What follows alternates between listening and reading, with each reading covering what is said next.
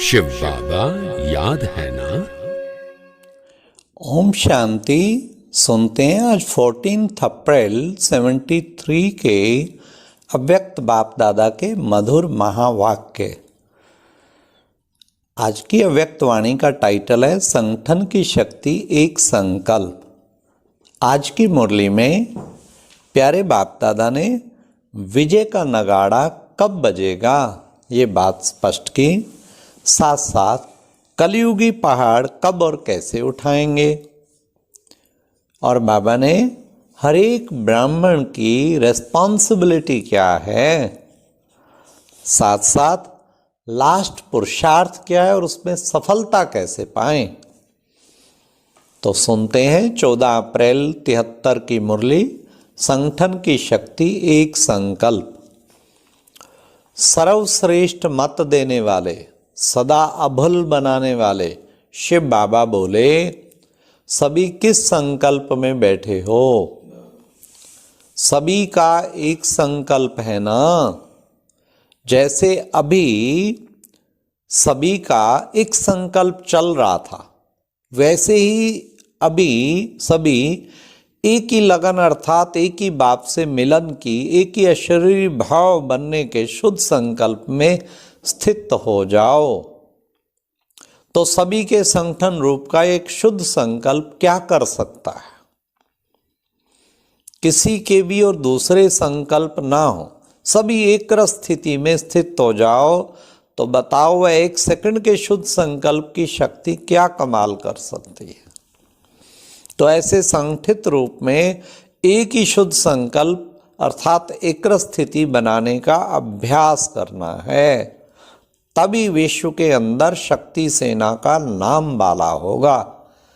मधुबन में जब बाप दादा गुलजार दादी के तन में आते थे तो उस वक्त 20-20, 30-30 हजार भाई बहन सब अशरीरी बन के, बिंदु बन के और बाबा के मिलन की उस भावना से बैठे होते थे कि हमारा बाप अभी सन्मुख आने वाला है और हम आत्माओं को निहाल करेगा दृष्टि। और उस वक्त कितना पावरफुल वातावरण एकदम बन जाता है। अभी भी बाप दादा का रिवाइज जो मुरली चलता है उस वक्त भी सब एक संकल्प में होते हैं और बाबा सामने, क्या शक्तिशाली वातावरण बन जाता है जिससे हर आत्मा खुशी में नाचती आती है। तो बाबा ने कहा तभी विश्व के अंदर शक्ति सेना का नाम बाला होगा। जैसे स्थूल सैनिक जब युद्ध के मैदान में जाते हैं तो एक ही ऑर्डर से, एक ही समय से चारों ओर अपनी गोली चलाना शुरू कर देते हैं। ऑर्डर और पटापट फायर चालू। अगर एक ही समय एक ही ऑर्डर से वे चारों ओर घेराव न डालें तो विजयी नहीं बन सकते। ऐसे ही रूहानी सेना संगठित रूप में एक ही इशारे से और एक ही सेकंड में सभी एक स्थिति में स्थित हो जाएंगे, तब ही विजय का नगाड़ा बजेगा। सब एकदम विदेही, एकदम बाबा की किरणों के नीचे, तब विजय का नगाड़ा बाबा कहते बजेगा। अब देखो कि संगठित रूप में क्या सभी को एक ही संकल्प, एक ही पावरफुल स्टेज के अनुभव होते हैं या कोई अपने को स्थित करने में मस्त होते हैं? हाँ, ये है एकदम एक स्टेज में सब संगठित रूप में टिक जाए। कोई स्थिति में स्थित होते हैं तो कोई विघ्न विनाश करने में ही व्यस्त होते हैं। हाँ, जब संगठन में योग करते हैं तो एक ही संकल्प में होएं तो नगाड़ा बजेगा बाबा कहते हैं।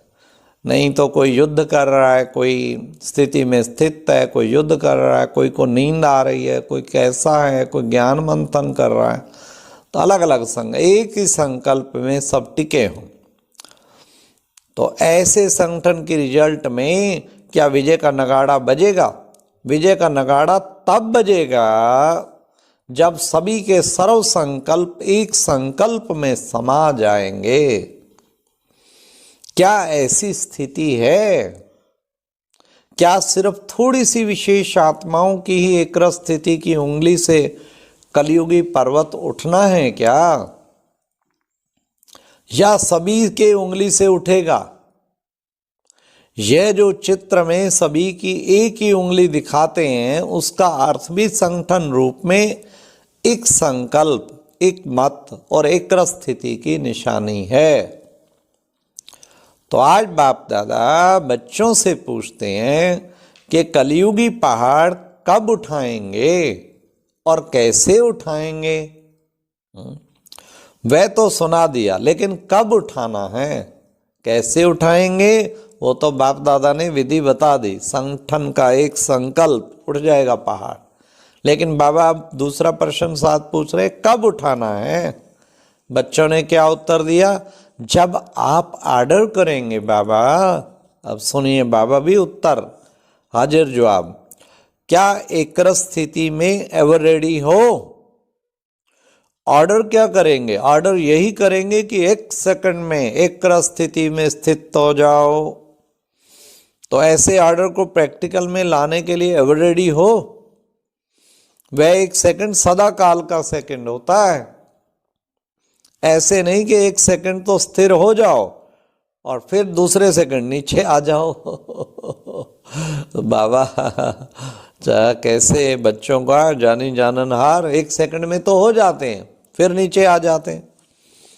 जैसे अन्य अज्ञानी आत्माओं को ज्ञान की रोशनी देने के लिए सदैव शुभ भावना व कल्याण की भावना रखते हुए प्रयत्न करते रहते हो ना, ऐसे ही क्या अपने इस दैवी संगठन को भी एक स्थिति में स्थित करने के संगठन की शक्ति को बढ़ाने के लिए एक दूसरों के प्रति भिन्न भिन्न रूप से प्रयत्न करते हो? क्या ऐसे भी प्लान्स बनाते हो जिससे कि किसी को भी इस दैवी संगठन की मूर्त में एक स्थिति का प्रत्यक्ष रूप में साक्षात्कार हो? ऐसे प्लान्स बनाते हो?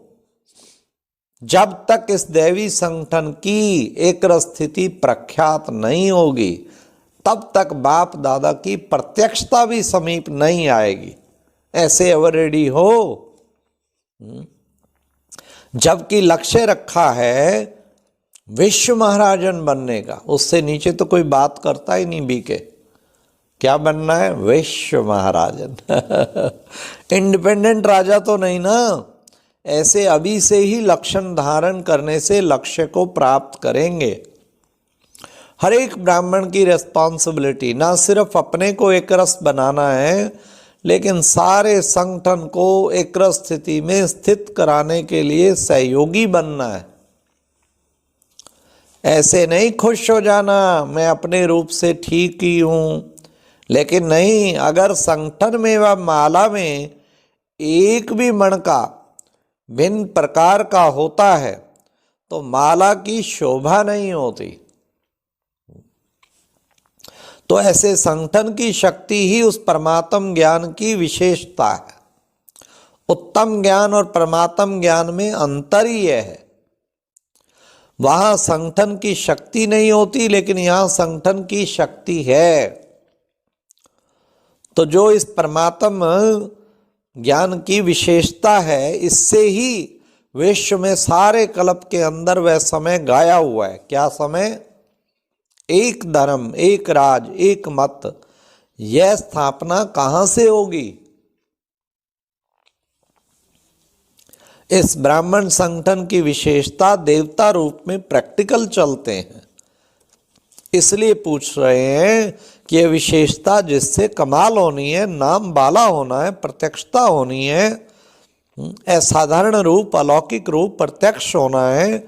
अब प्रत्यक्ष में है कौन सी विशेषता?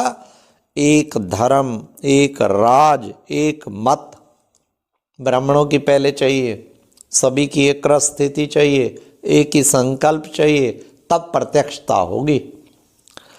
इस विशेषता में एवर रेडी हो, संगठन के रूप में एवर रेडी हो।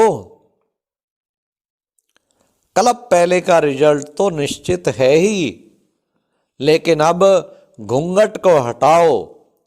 सभी सजनियां घूंघट में हैं। अब अपने निश्चय को साकार रूप में लाओ। कहीं कहीं साकार रूप आकार रूप में हो जाता है। इसको साकार रूप में लाना अर्थात संपूर्ण स्टेज को प्रत्यक्ष करना है। उस दिन सुनाया था ना कि परिवर्तन तो सभी में आया है, लेकिन अब संपूर्ण परिवर्तन की प्रत्यक्षता करो। जब अपना भी वर्णन करते हो तो यही कहते हो ना, परिवर्तन तो बहुत हो गया, फिर भी शब्द क्यों आता है? यह शब्द भी समाप्त हो जाए। हर एक में जो मूल संस्कार है, जिसको आप लोग नेचर कहते हो, वह मूल संस्कार अंश मात्र भी ना रहे। क्या करूं, मेरी नेचर है, क्या करूं नेचर, बाबा कहते वो भी ना रहे। अभी तो अपने को छुड़ाते हो, कोई भी बात होती है तो कहते हैं मेरा ये भाव नहीं था, मेरी नेचर ऐसी है, मेरा संस्कार ऐसा है, और ऐसी बात नहीं थी। तो क्या ये संपूर्ण नेचर है? हर एक को अपना मूल संस्कार है, वही आदि संस्कार है। उनको भी जब परिवर्तन में लाएंगे तब ही संपूर्ण बनेंगे। अब छोटी छोटी भूलें तो परिवर्तन करना सहज है, लेकिन अब लास्ट पुरुषार्थ अपने मूल संस्कारों को परिवर्तन करना है। तभी संगठन रूप में एक स्थिति बन जाएगी। अब समझा? यह तो सहज है ना करना, कॉपी करना तो सहज है ना। अपना अपना जो मूल संस्कार है उसको मिटाकर बाप दादा के संस्कारों को कॉपी करना सहज है या मुश्किल है? इसमें कॉपी भी रियल हो जाएगी। सभी बाप दादा के संस्कारों में समान हो। एक एक बाप दादा के समान हो गया, फिर तो एक एक में बाप दादा के संस्कार दिखाई देंगे। तो प्रत्यक्षता किसकी होगी?